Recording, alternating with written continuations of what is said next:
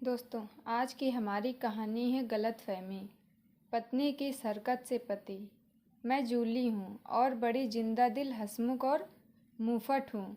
मेरे घर में भी ऐसे ही मुझे रखा गया जैसी मैं थी। मुझे ज़्यादा रोका टोका नहीं।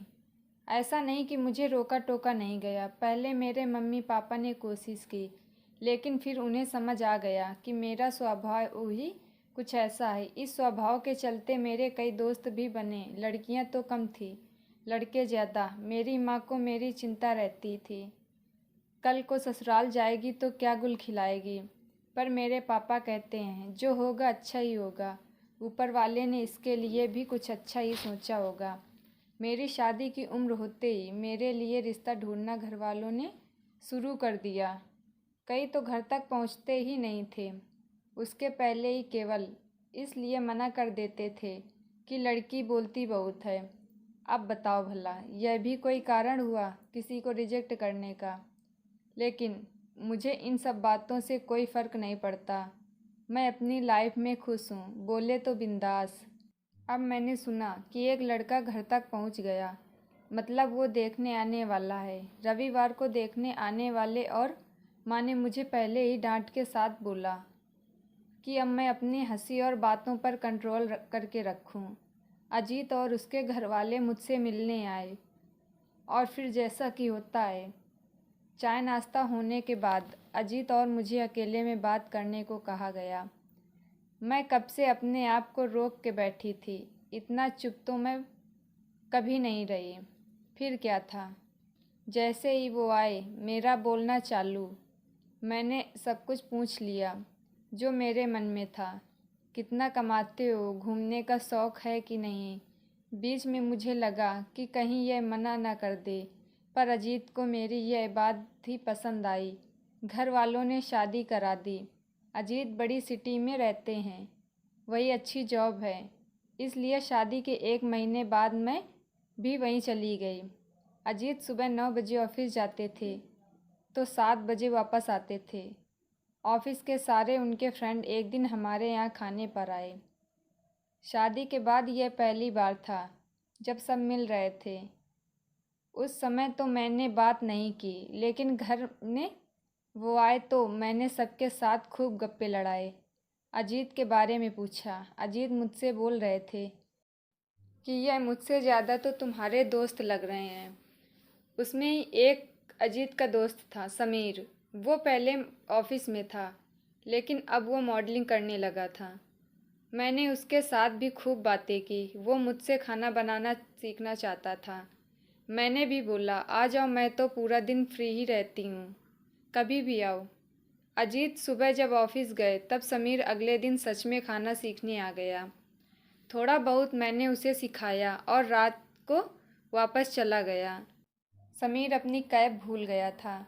जब अजीत ऑफिस से आए तब उन्होंने मुझसे पूछा कौन आया था, क्योंकि उन्हें कैब दिखाई दे दी। मैंने बोला समीर कल खाना सीखने को बोल रहा था, आज आ गया, अभी तुम्हारे आने के पहले ही गया है। उनका चेहरा थोड़ा उतरा। वो बोले अच्छा, इतना रुका तो मुझसे भी मिल ही लेता। मैंने उस समय उनकी बात पर इतना ध्यान नहीं दिया। अगले दिन जब वो ऑफिस से आए तो समीर घर पर ही था। अजीत उनसे मिले, उनकी कुछ बातें हुई। जब वो चला गया तब अजीत बाथरूम में फ्रेश होकर आए, और जैसे कि मेरी आदत थी मैं पूरी दिन की कहानी बड़बड़ करके उनको बता रही थी। एकदम से वो मुझ पे ज़ोर से चिल्लाए, बोले चुप भी रहा करो, इतना बकवास करती हो। ऑफिस में काम करके आता हूँ, तुम्हारी तरफ मज़े नहीं करता, घर पर ही रहती हो। ऐसा गुस्सा मुझ पर कभी किसी ने नहीं किया था, मेरे पापा ने भी नहीं। मेरी आवाज़ बंद हो गई और आंसू शुरू हो गए। मुझे समझ नहीं आया कि उन्हें किस बात पर इतना गुस्सा आया। हम दोनों में बात बंद हो गई। अगले दिन मैंने मम्मी को सारी कहानी सुनाई, क्योंकि मुझे नहीं पता था कि मैंने क्या किया जो इतना शांत रहने वाले अजीत भी मुझ पर भड़क गए। मम्मी ने मुझे ज़ोरदार डांट लगाई और बोला तुझे समीर को घर बुलाने की क्या ज़रूरत थी, मुझे समझ नहीं आया। माँ बोली कि बेटा वो अभी तुझे पूरी तरह नहीं जानते, और वो तेरा पति है, तू अगर दूसरे किसी के साथ ज़्यादा घुले मिलेगी तो हो सकता है कि उसे बुरा लगे। मुझे थोड़ा समझ आया कि उनका मूड क्यों ख़राब हुआ। अगले दिन फिर समीर आता है सीखने के लिए। अब समीर को कुछ प्रोजेक्ट मिल गया था तो 3-4 महीनों के लिए वो बाहर जाने वाला था। अजीत ऑफिस से आए तब समीर को मैंने रोक रखा था। अजीत का मुंह उतरा हुआ था। उसे देखकर और ज़्यादा खराब हो गया।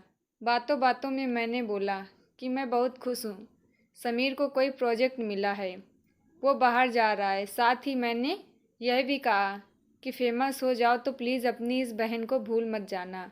समीर बोला, अरे बिल्कुल नहीं, अभी कुछ दिन से आपकी वजह से ही मेरा पेट ठीक है, वरना बाहर का खा खा कर इन्फेक्शन हो रहा था। अजीत का चेहरा अब बदल गया था।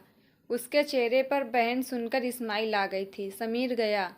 मैं अजीत से बात अभी भी नहीं कर रही थी क्योंकि वो मुझ पर भड़का था।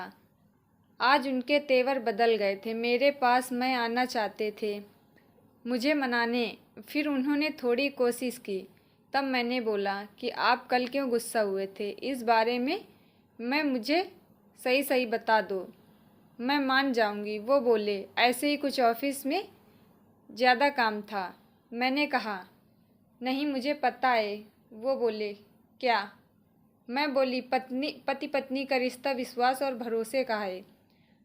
आप अगर मुझे कुछ बताएंगे नहीं कि आप क्या सोच रहे हैं या क्या गलत फहमी पाल के बैठे हैं तो मुझे पता नहीं चलेगा। मैं समझती हूँ कि कितना भी सही हो, मन में ऐसे ख्याल आ जाते हैं। आपकी जगह अगर मैं होती तो शायद मैं भी वही सोचती जो आपने सोचा, लेकिन हम बात करके एक दूसरे को समझ सकें, सबकी बातें सॉल्व करते हैं।